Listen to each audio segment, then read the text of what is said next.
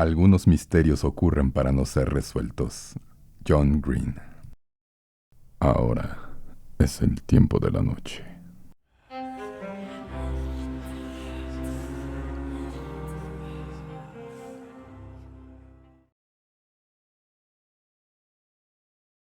Hace casi 3 décadas, en abril de 1994, una mujer llamada Karen Denise Wells emprendió un viaje por carretera en solitario para visitar a una amiga de la infancia que, al parecer, necesitaba ayuda y apoyo en un momento difícil de su vida.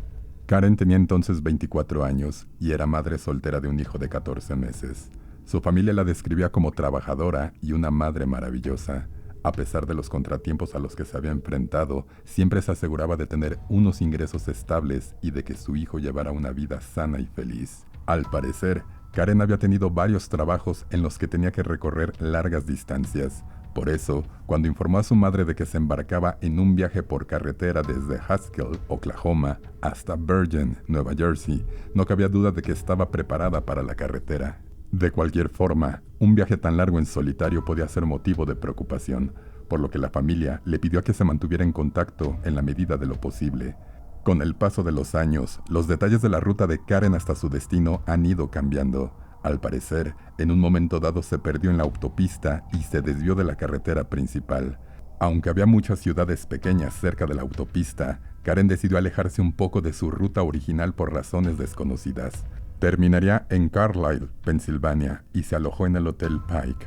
Desde ahí, Karen llamó a la amiga a la que iba a ver sobre las 7 de la noche. Informó a su amiga Melissa Shepard de que estaba agotada. Después de viajar durante unas 48 horas sin dormir, lo único que quería era ir en su auto de alquiler a comprar comida rápida. Al escuchar lo fatigada que se encontraba Karen, Melissa se ofreció a viajar unas horas más para encontrarse con ella en el hotel. Calculó que llegaría hacia la medianoche. Poco después de esa llamada, Karen acudió a la recepción para que le indicaran cómo llegar al McDonald's. A continuación se marchó y no se le volvió a ver. Alrededor de la medianoche, tal como había previsto, Melissa llegó al hotel. No consiguió que Karen abriera la puerta de su habitación ni que respondiera a su teléfono. Buscó en el estacionamiento y al no ver el auto de alquiler de Karen, pidió en recepción que le dejaran entrar en la habitación. Una vez dentro, Melissa descubrió que todas las pertenencias de Karen estaban apiladas en un rincón y que la cama no se había usado ni un poco. Denunció inmediatamente la desaparición de Karen y al día siguiente se llevó a cabo una búsqueda. A las pocas horas de comenzar la investigación, alguien denunció el abandono de un auto en la autopista, cerca del hotel. Resultó ser el vehículo de Karen. Las dos puertas estaban abiertas y el auto estaba cubierto de barro y arañazos, a pesar de no estar cerca de la naturaleza ni de caminos de tierra. El auto se había quedado sin gasolina. Había comida tirada por todo el interior, pero no estaba claro si esto había ocurrido la noche de la desaparición de Karen. Se encontró una pequeña cantidad de hierba verde en el suelo. Los agentes sospecharon que podían haberse consumido estupefacientes en el interior del vehículo. Se encontraron varias huellas dactilares, pero no se pudieron relacionar con nadie. Se abrió una búsqueda masiva, pero nunca se encontraron más pruebas. Finalmente, se suspendió la búsqueda, pero el caso quedó abierto. Más tarde ese mismo año, en torno a las vacaciones, la mujer del antiguo novio de Karen informó a la policía de que había recibido una llamada de Karen en la que le comunicaba que se había mudado fuera del estado, se había casado y no iba a volver nunca a casa.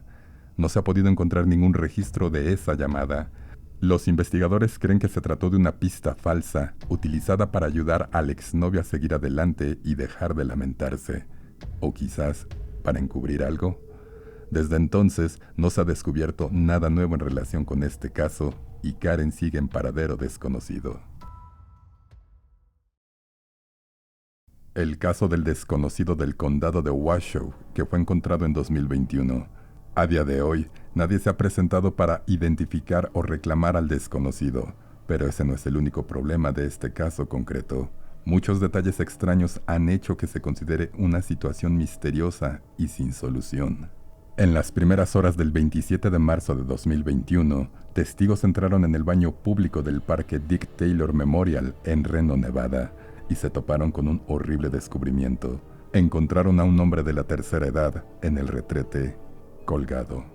Se contactó inmediatamente con la policía y se abrió el caso. El hombre no llevaba identificación ni pertenencias. Incluso sus bolsillos estaban completamente vacíos.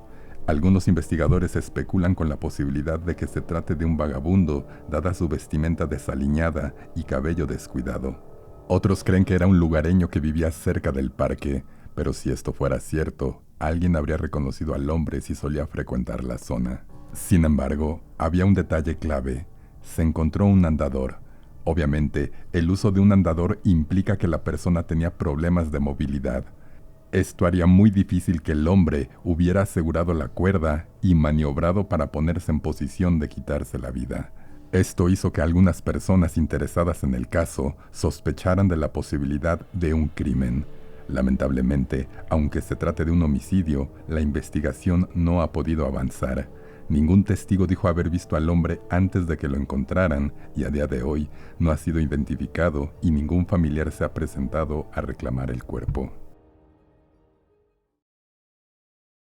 Hace 10 años, una joven de 15 años desapareció misteriosamente de su ciudad natal en Calviá, Mallorca. Malén Ortiz era descrita como una joven muy inteligente y extrovertida. Sus amigos y familiares decían que, allá donde iba, hacía nuevos amigos. También tenía talento para el monopatín y pasaba gran parte de su tiempo libre con sus amigos en la pista de skate de su barrio.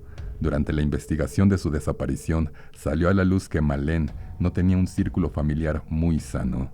Vivía con su padre y su hermano en una casa pequeña y, al parecer, tenía algunos conflictos con su padre. Se dice que discutían a menudo. Unos años antes de su desaparición, su padre la encontró en la cama con un chico de su edad. Los registros del hospital mostraban que, más o menos por esa misma época, Malén fue ingresada tras ser atendida tras haber estado mal. Aunque no hubo un seguimiento de este incidente, el personal consideró obvio que el padre de la joven era el culpable de los malos tratos. Según los informes, Malén también experimentaba con sustancias prohibidas en esa época. Su padre tenía antecedentes penales y en una ocasión fue condenado a 6 años de prisión por agredir a una exnovia. Los padres de Malén se habían divorciado cuando ella era pequeña y no tenían contacto regular con su madre. Al parecer, Malén y su hermano se vieron obligados a vivir en la calle durante un breve periodo de tiempo antes de ser acogidos en casa de su padre. Tras su desaparición, los investigadores empezaron a preguntarse si Malén se había esfumado por voluntad propia para huir de su mala situación. El día de su desaparición, el 2 de diciembre de 2013, Malén terminó un día normal de colegio y tomó un autobús para dirigirse a casa. En el camino se dio cuenta de que había perdido la llave de su casa, así que decidió tomar una ruta diferente e ir a casa de su novio, que vivía en otra pequeña ciudad a pocos kilómetros de distancia. Después de bajarse del autobús, llamó varias veces a su padre para decirle a dónde iba. No consiguió hablar con él y dejó un mensaje en su oficina. Entonces llamó a su novio y le preguntó si podía ir a su casa, a lo que él accedió. Más tarde dijo a la policía que fue la última vez que habló con ella. Las grabaciones de circuitos cerrados revelaron que Malén se detuvo en una gasolinera. Curiosamente, unos 20 minutos después de su visita, su hermano también fue visto en circuito cerrado en el mismo lugar. Sin embargo, sus caminos nunca se cruzaron. Algunos testigos declararon haber visto a la chica montando un monopatín cerca de la concurrida calle en dirección a un parque temático. Fue la última vez que la vieron. El novio de Malén, Daniel, fue la primera persona que dio la voz de alarma sobre su desaparición cuando ella nunca llegó a su casa. Sin embargo, los investigadores tardaron 48 horas en empezar a buscar a Malén. Al principio creyeron que su desaparición era un simple caso de una adolescente fugada. El equipo de búsqueda se puso en contacto con todas las personas cercanas a Malén, pero nadie la había visto ni sabía nada de ella. También buscaron en la pequeña ciudad, en zonas silvestres, parques cercanos, en espacios públicos e incluso en el mar, pero no encontraron absolutamente ningún rastro de Malén. Su padre ofreció una recompensa de $80,000 por su regreso, pero el caso sigue sin resolverse y finalmente se suspendió la búsqueda. A principios de 2023 se recibió una pista que condujo a los investigadores a un posible sospechoso. José Ruiz tenía 74 años cuando Malén desapareció. Se descubrió que meses antes de su desaparición, José había intentado atraer a su casa a 2 chicas adolescentes con el pretexto de querer fotografiar a unas chicas en un monopatín. Las adolescentes huyeron cuando una mujer se acercó e interrumpió la conversación. Más tarde, se encontraron fotos inapropiadas de menores en la computadora de su antigua casa, pero no hay una constancia de que fuera acusado. Poco antes de su muerte, estuvo ingresado en un centro de salud mental. Miembros del personal del hospital informaron de que José Ruiz afirmó saber lo que le había ocurrido a Malén Ortiz, pero falleció antes de que se supiera la verdad. Se registró su casa, pero no se encontraron pruebas que apuntaran a la desaparición de Malén. A día de hoy, aún se desconoce el paradero de la joven y su destino final.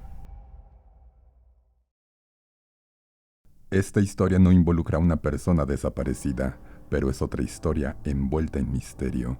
El 4 de junio de 1968, Robert F. Kennedy ganó las primarias presidenciales de California y Dakota del Sur. Él y su equipo celebraron la victoria.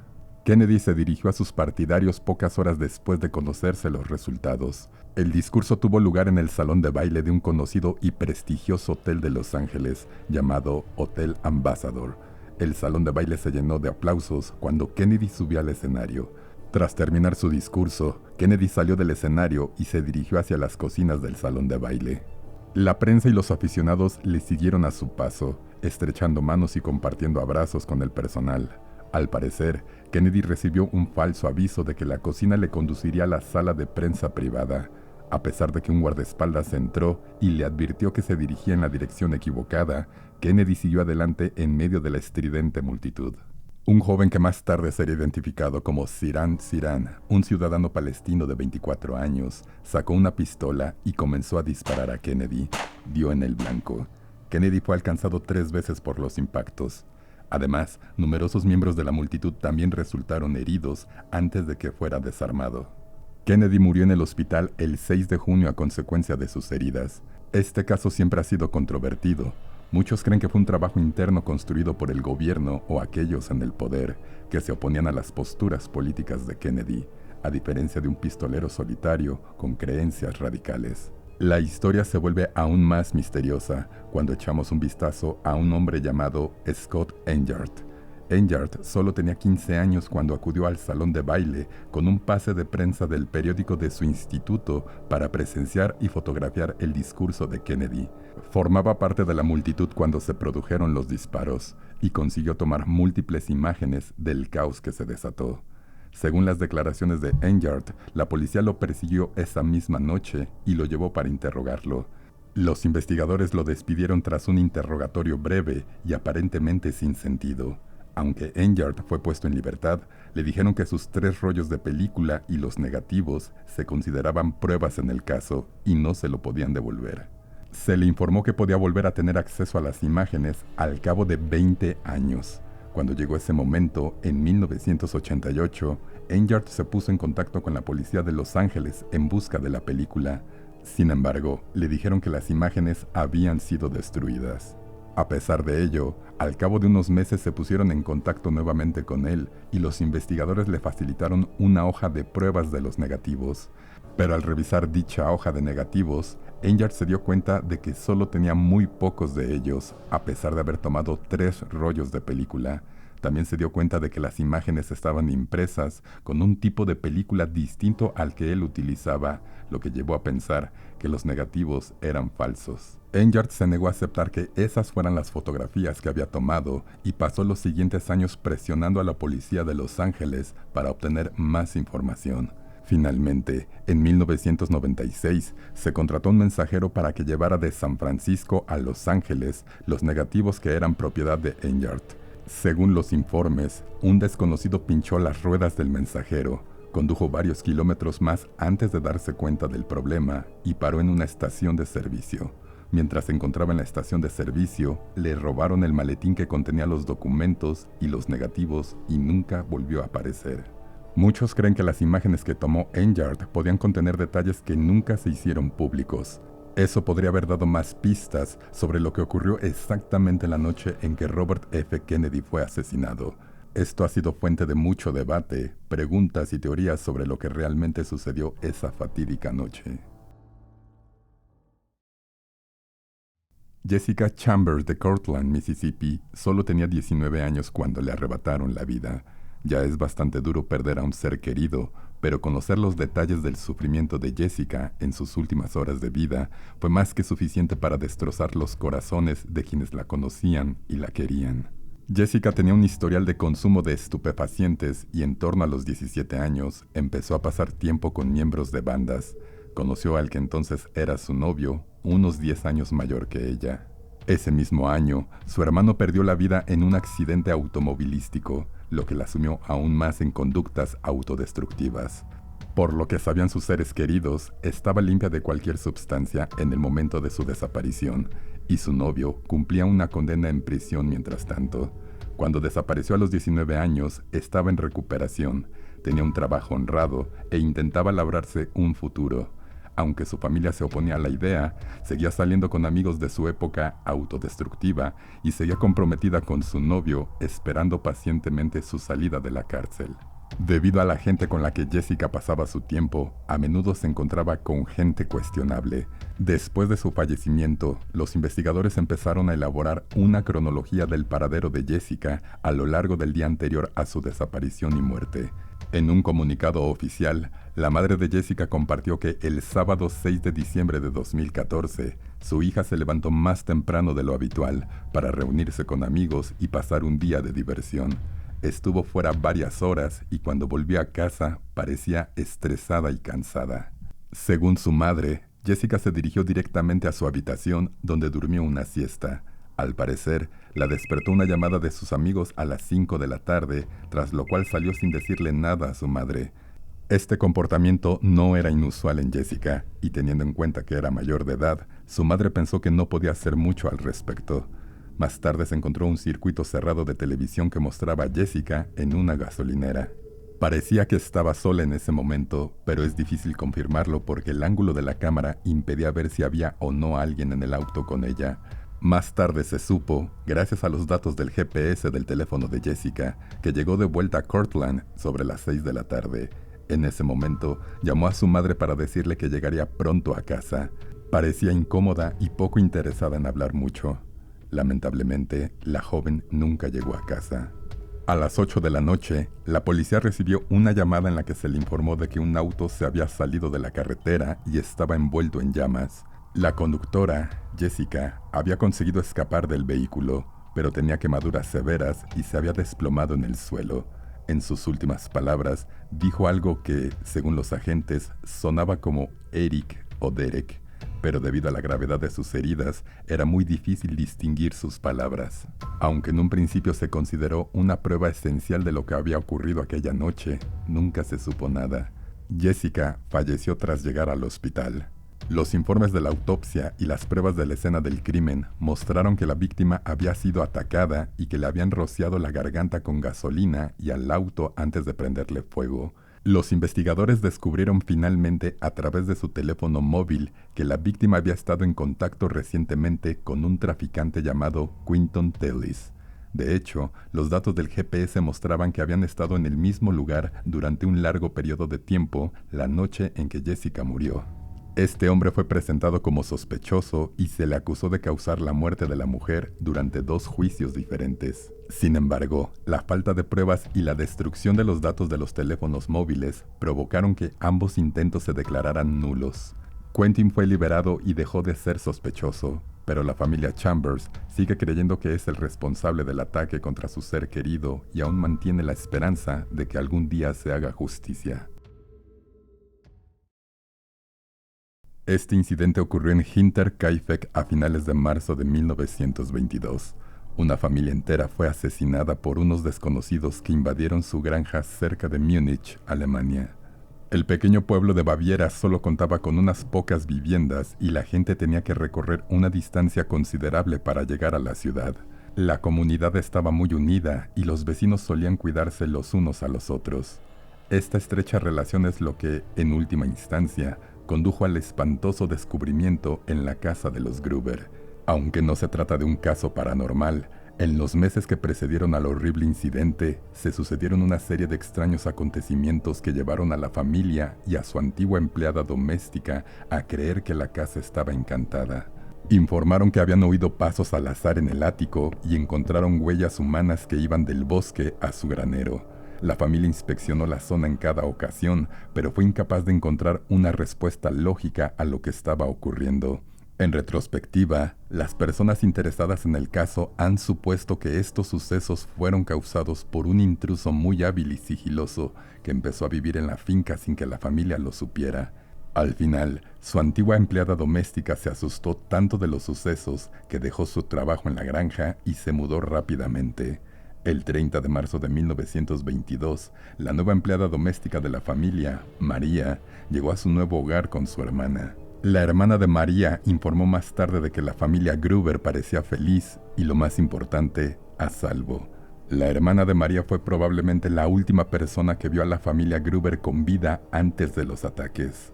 Pasaron 4 días y el vecino de la familia empezó a preocuparse al darse cuenta de que el correo de los Gruber se había ido acumulando. También se dio cuenta de que los niños de la familia habían faltado varios días a la escuela. Finalmente, el 4 de abril, Lawrence Scholtenbauer, el mismo vecino que había expresado la preocupación en un principio, reunió a otros 2 hombres de la zona para que visitaran la casa con él. Al entrar en el granero, descubrieron algo terrible. 4 miembros de la familia habían sido atacados. Una masacre sacada de una película de terror, y los hombres se pusieron enfermos tan solo de verla. Sin embargo, el grupo continuó investigando y se adentró en la casa, y descubrió que la nueva empleada doméstica y el miembro más joven de la familia habían sido atacados de forma similar. Los vecinos se pusieron rápidamente en contacto con la policía y se inició una investigación. Consiguieron identificar el arma utilizada, un matic, una herramienta similar a un hacha, pero no la encontraron en el lugar de los hechos. También se dieron cuenta de que el responsable de los crímenes parecía haber seguido viviendo en la granja en los días transcurridos entre los asesinatos y el descubrimiento de la escena del crimen. Después de que los investigadores abandonaran la escena, la gente del pueblo empezó a oír rumores sobre lo que había ocurrido en la granja. Algunos empezaron a susurrar que la casa estaba encantada por el terrible crimen que había tenido lugar ahí. Por este motivo, algunos buscadores de emociones se colaron en la granja para ver algunas de las pruebas de los asesinatos del grupo. Esto causó problemas inmediatamente a la investigación, ya que las pruebas fueron manipuladas e incluso destruidas por los visitantes. A lo largo de los años, se interrogó y buscó a casi 100 sospechosos en todo el país.